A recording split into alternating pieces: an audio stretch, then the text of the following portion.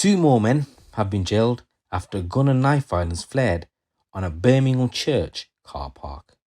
One man was stabbed with a machete and another was shot in the chest as two groups clashed on the car park of Christ Church in Ward End in Birmingham.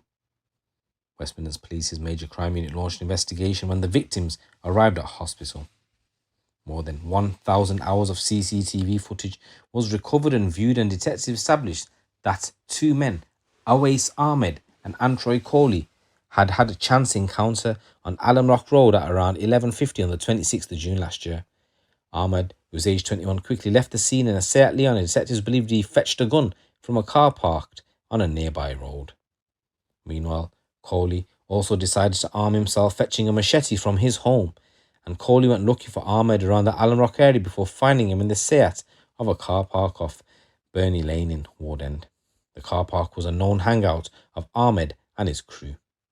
Coley and Junior Loshino, who had driven him there, were captured on CCTV getting out of their Citroen with the glint of a machete visible in Coley's hands.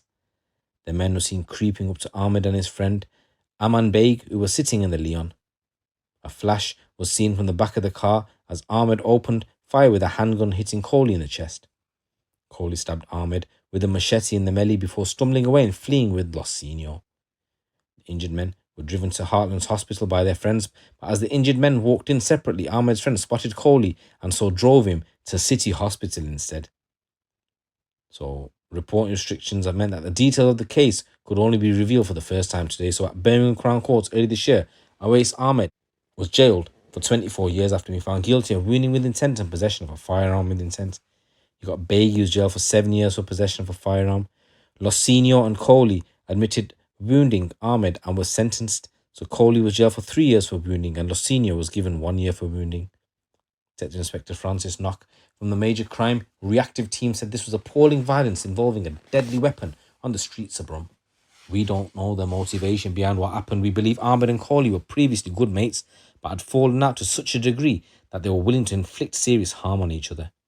When the men arrived at hospital, neither of them was prepared to say what had happened, so we had to work backwards, starting with CCTV from the hospital, and then followed it all the way back to where the incident occurred.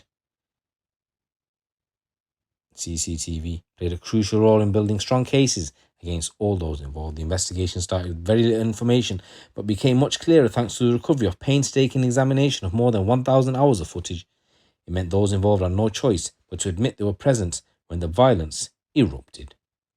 So guys, this is a new story coming from Birmingham Ways, and it just shows nowadays you're going to be committing crimes. There is no chance you're going to be getting away. Let me tell you that there's no chance. Forget even CCTVs provided by council and that. You got Ring doorbell footage. You got people got CCTV cameras just outside their own houses. You ain't getting away. Let me tell you that. Gone are those days where you could get away from it. Let me tell you straight up. And guys, in this next news story, 3 men were sentenced at the Old Bailey yesterday for the April 2023 Mitcham common killing of Tyrese Miller, with the Met Police force to concede that the outcome of the trial failed to provide the victim's family with the complete picture for what they had wished for. Denzel Kwateng was jailed for a minimum of 16 years for manslaughter, possession of a firearm and ammunition with intent to endanger life, and perverting the course of justice. Court heard that in 2021, Kwateng had killed another man, a 17-year-old Denardo Samuel Brooks, but then had been acquitted of both murder and manslaughter. On this occasion, having shot Miller in the chest at point-blank range, Kwateng was convicted of the lesser charge rather than murder after claiming that the gun had gone off by accident. Judge Sarah Monroe Casey issued a life sentence saying you showed a reckless disregard for the consequence of your silly actions.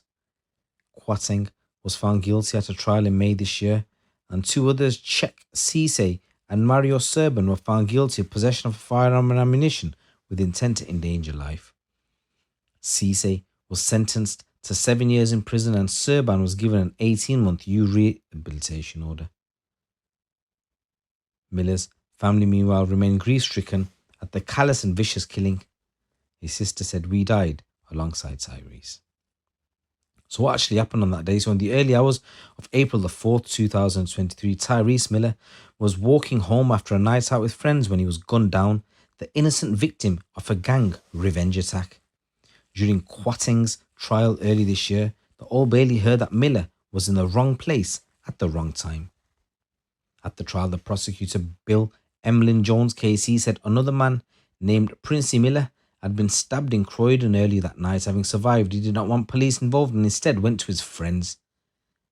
In just 2.5 hours, Quatting and others got a gun and fetched a stolen car on false plates. Mr. Emlyn Jones KC said when they got to Mitcham, they drove after a young man named Tyrese, and when they caught up with him, they shot and killed him. He was shot in the chest with a shotgun from close range.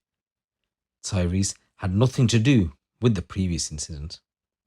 The prosecutor said this group's revenge was swift and it was lethal. It was also tragically misguided.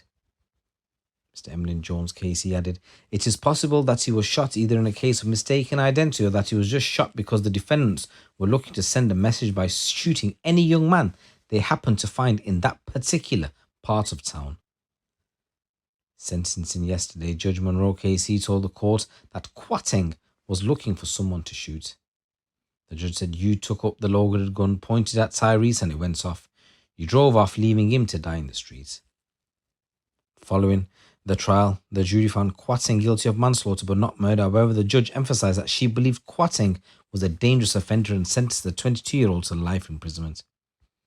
Cisse and Serban had been arrested after being seen acting suspiciously, according to the Met Police in Croydon.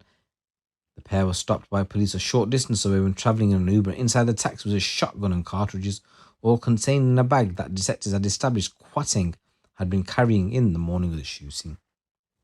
When searched, Serban was carrying a machete while Cisse had a lock knife. Forensic analysis of the bag revealed a match for Quatting's DNA. Quatting later admitted being in possession of the gun but claimed it had fired accidentally. Deputy Chief Inspector Jane Jolly led the investigation and said it painstakingly gathered evidence to put the defendants before the court.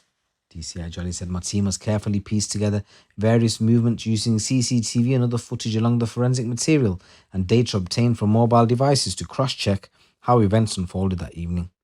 They have spoken with Tyrese's family, and although the trial has not provided them with the complete picture they had wished for, I've expressed my sincere hope that they can obtain some degree of comfort from the sentences that have been handed down today. Speaking at the sentence was Tyrese Miller's mother. She said, I loved everything about Tyrese. He was my only son. I miss everything about my son. I miss his hugs, his cooking. I miss the most annoying bits about him. You couldn't be angry with Tyrese for so long. He was just so funny. When the police came and told me what had happened, all I could think about is, how do I tell my girls, tell them my daughters had been killed, let alone shooting, murder? This was the hardest thing I've ever done. The most hurtful thing was when my son was buried, my daughter had to pick an outfit for him to wear, and he couldn't wear it because of what you did, the impact of what you lot did to my son's body. When my son was shot, his chest was damaged. All we could do was lay his clothes on top of him. Sometimes I lie there listening to the door at night, waiting for him to come home. Once again, I just want to say rest in peace to the victim. My condolences go out to your family. There's a number of news stories coming out from the streets of the UK. Once again, if you haven't done so, please subscribe to the channel. Please give this video a little like and also leave a comment, and I'll get back to you guys. It's your boy GC. Keep it locked, keep it real.